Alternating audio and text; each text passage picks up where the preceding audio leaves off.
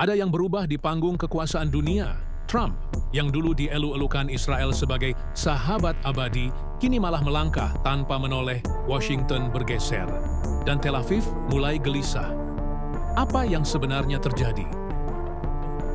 Dalam kunjungan ke Timur Tengah Mei 2025, Trump melakukan manuver politik yang bikin alis banyak orang terangkat. Ia keliling negara Teluk, Arab Saudi, UEA, bahkan duduk semeja dengan Qatar. Tapi tidak ada satupun pertemuan resmi dengan Israel. Yang lebih mengejutkan, Trump membuka negosiasi ulang dengan Iran dan Houthi Yaman. Dan saat Houthi menyerang Israel, Amerika Serikat diam, bahkan menghentikan serangan balasan terhadap Houthi lewat kesepakatan yang sama sekali tidak melibatkan Tel Aviv. Israel dibiarkan gigit jari. Trump juga secara langsung bernegosiasi dengan Hamas untuk pembebasan sandera, tanpa koordinasi dengan Israel. Sumber diplomatik mengatakan Netanyahu bahkan tidak diberi informasi terlebih dulu. Dulu, Israel mitra utama. Sekarang, sekadar penonton. Arah Trump ini bukan tanpa alasan. Survei Gallup, Februari 2025 mencatat, hanya 46% warga Amerika yang bersimpati pada Israel, angka terendah dalam 25 tahun.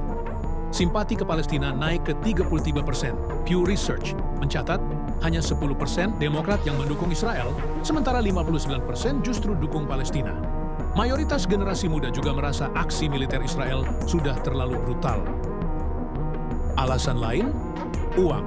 Bantuan militer ke Israel makin dikritik, apalagi saat rakyat Amerika Serikat masih bergelut dengan ekonomi yang terseok. Saat tagihan kesehatan membengkak dan utang mahasiswa menumpuk, publik bertanya, kenapa miliaran dolar dikirim ke perang yang tidak kami dukung? Trump bukan berubah jadi pro-Palestina.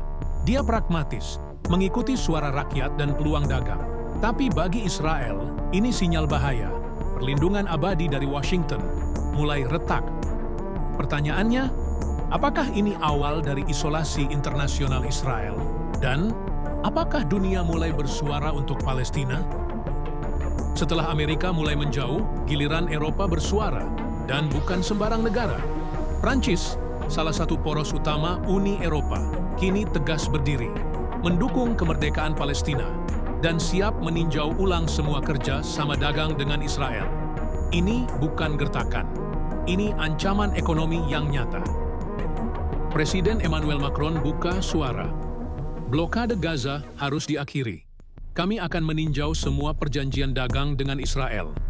Prancis mendukung langkah Uni Eropa untuk memeriksa ulang perjanjian perdagangan bebas dengan Israel dengan alasan pelanggaran HAM dan aksi brutal terhadap warga sipil di Gaza.